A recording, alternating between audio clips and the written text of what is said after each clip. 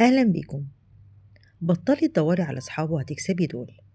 لو انت تعبتي من صحاب مصلحة ومن الخروج اللي بترجعي منه منهكة أكتر، الفيديو ده ليكي. أنا سيلا، وفي 5 دقايق هقولك ايه اللي هيحصلك لما تقرري تختاري نفسك الأول. أول حاجة هتوفري طاقتك. كم مرة خرجتي مع ناس وروحتي حاسة إنك فاضية من جوه؟ لما تبطلي تدوري على أي صحاب والسلام هتوفري 80% من طاقتك النفسية.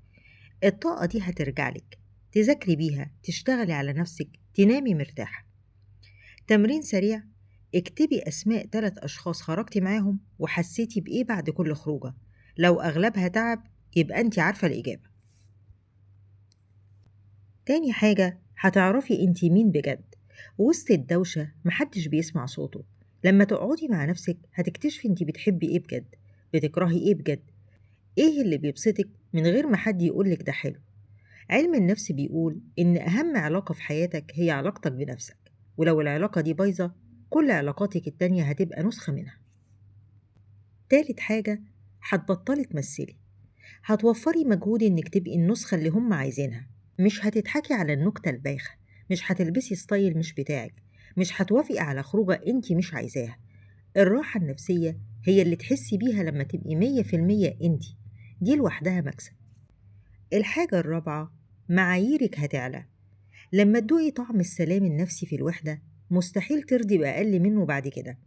فجأة اللي كان بيضايقك بنسبة 10% بقى مرفوض، واللي ما كنتيش شايفاه سام بقى واضح جدا. انت كده بتربي نفسك على انك تستاهلي الأحسن، وده هيخليكي تختاري صحاب صح بعدين. الحاجة الخامسة، هتجذبي الناس الصح. ودي بقى المفارقة الغريبة: أول ما تبطلي تجري ورا الناس الصح هي اللي هتجري وراكي. ليه؟ علشان الثقة والسلام اللي بقيتي فيهم بيبانوا.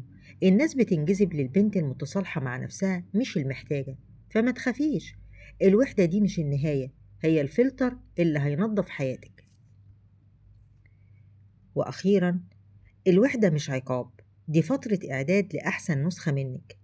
قوليلي في التعليقات رقم كام من ال5 دول حسيتي إنك محتاجاه أكتر. أنا سيلا، وبفكرك إنك قوية لوحدك.